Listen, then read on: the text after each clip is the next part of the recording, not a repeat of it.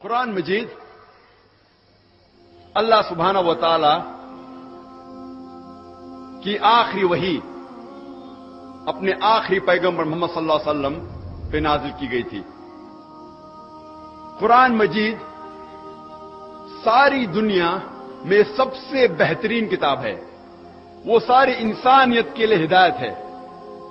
قرآن مجید حکمت کا فوارہ ہے، حکمت کا جھرنا ہے، اور جو لوگ نہیں مانتے ان کے لیے چیتونی ہے، ان کے لیے سختی ہے، اور جو لوگ بھٹکے ہیں ان کو سیدھی راہ دکھاتی ہے قرآن مجید۔ یہ قرآن شریف ایک ایشورنس ہے، جو لوگ کو ڈاؤٹ ہے ان کے لیے ایشورنس ہے، اور جو لوگ مشکلات میں ہیں ان کے لیے راحت ہے۔ یہ ساری خوبیاں کوئی بھی حاصل نہیں کر سکتا ہے جب تک وہ قرآن مجید کو نہیں پڑھے، قرآن مجید کو نہیں سمجھے، قرآن مجید پہ عمل نہ کرے۔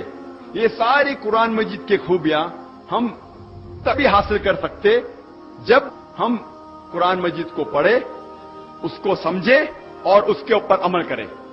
قرآن مجید سارے جہاں میں سب سے زیادہ پڑھی جاتی ہے، لیکن افسوس کی بات ہے کہ قرآن مجید وہی کتاب ہے جو سب سے زیادہ بنا سمجھے پڑھی جاتی ہے۔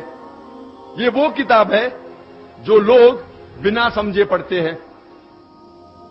اسی لیے ہم مسلمان اور قرآن مجید کے درمیان جو بندھن ہے، جو رشتہ ہے، وہ کمزور ہوتے جا رہا ہے۔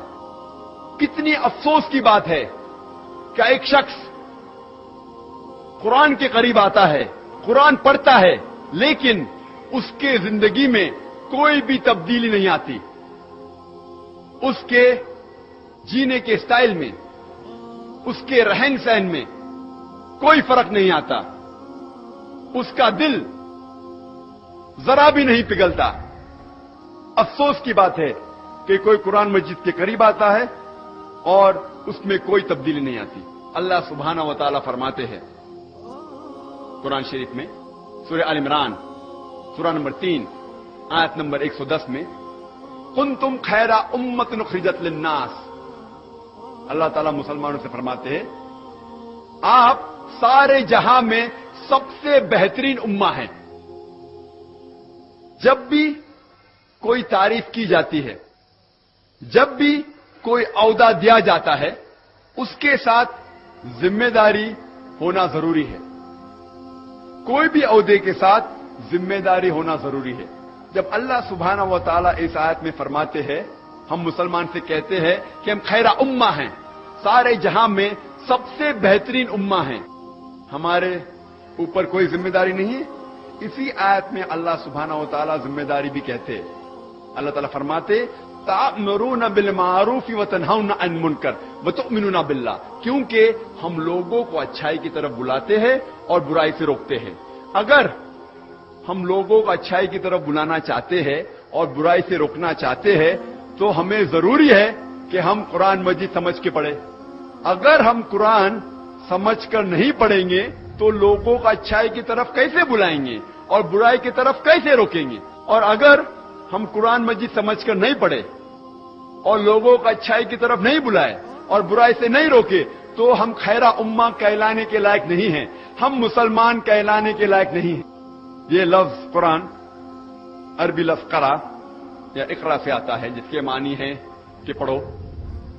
آؤ ہم آج جانچے کہ کیوں مسلمان قرآن مجید سمجھ کر نہیں پڑھتے۔ آؤ ہم سمجھے کہ ہم مسلمان کیوں بہانے بناتے ہیں قرآن مجید کو سمجھ کر نہیں پڑھنے کے۔ سب سے پہلا جو بہانہ ہے وہ ہے کہ ہم عربی زبان نہیں جانتے۔ یہ حقیقت ہے کہ ساری دنیا میں 20% سے زیادہ مسلمان ہیں، سارے دنیا میں 125 کروڑ سے زیادہ مسلمان ہیں، لیکن لگ بھگ صرف 15% مسلمان عرب ہیں جن کی مادری زبان عربی ہے، اور عرب مسلمان کے علاوہ چند مسلمان عربی زبان جانتے ہیں۔ اس کے معنی 80% سے زیادہ مسلمان عربی زبان نہیں سمجھتے۔ جب بھی کوئی بچہ پیدا ہوتا ہے، ماں کے پیٹ کے باہر نکلتا ہے، ماں کے پیٹ میں سے نکلتا ہے، وہ کوئی بھی زبان نہیں جانتا۔ وہ سب سے پہلے اپنی مادری زبان، اپنی ماں کی زبان سیکھتا ہے تاکہ وہ گھر والوں سے گفتگو کر سکے۔ اس کے بعد وہ محلے کی زبان سیکھتا ہے تاکہ وہ محلے والے سے گفتگو کر سکے۔ پھر جب وہ تعلیم حاصل کرتا ہے اسکول میں یا کالج میں، جس زبان میں تعلیم حاصل کرتا ہے اس زبان کو سیکھتا ہے۔ ہر انسان کم از کم 2 یا 3 زبان سمجھ سکتا ہے۔ کچھ انسان 4، کچھ انسان 5 زبان سمجھ سکتے ہیں۔ کچھ لنگوسٹ ہیں، کئی زبان بول سکتے ہیں اور سمجھ سکتے ہیں، لیکن عام انسان کم از کم 2 یا 3 زبان سمجھ سکتا ہے اور جانتا ہے۔ کیا ہمیں ضروری نہیں کہ ہم وہ زبان سمجھے اللہ سبحانہ و تعالیٰ نے جس زبان میں آخری پیغام انسانیت کے لیے پیش کیے؟ کیا ہمیں ضروری نہیں کہ ہم عربی زبان جانیں؟ اور عمر کبھی بھی کوئی بھی اچھے کام کے لیے رکاوٹ نہیں۔ کو مثال پیش کرنا چاہتا ہوں ڈاکٹر موریس بکیل کی۔ ڈاکٹر موریس بکیل ایک کرسچن تھے، عیسائی تھے۔ انہیں فرینچ اکیڈمی ایوارڈ ملا تھا ان دا فیلڈ آف میڈیسن، اور انہیں چنا گیا تھا کہ فرعون کی لاش جو بچ گئی تھی اور جو لوگ نے ڈھونڈا 19ویں صدی میں، اسے میوزیم میں رکھا گیا تھا ایجپٹ کے، تو ڈاکٹر موریس بکیل کو چنا گیا تھا اس لاش کے اوپر تحقیق کرنے کو۔ اور موریس بکیل کیونکہ کرسچن تھے، عیسائی تھے، وہ جانتے تھے کہ بائبل میں لکھا ہوا تھا کہ فرعون جب موسیٰ علیہ السلام کا پیچھا کر رہا تھا، وہ فرعون دریا میں ڈوب جاتا ہے، یہ انہیں پتا تھا۔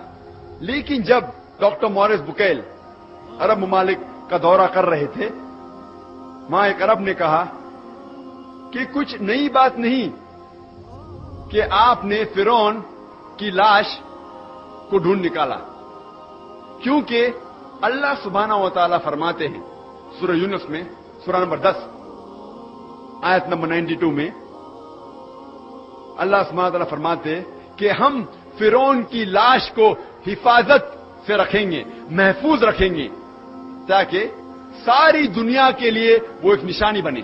اور ڈاکٹر موریس بکیل حیران ہوئے کہ یہ کتاب جو 1400 سال پرانی ہے، اس میں کیسے لکھا گیا ہے کہ فرعون کی لاش کو حفاظت سے رکھا جائے گا۔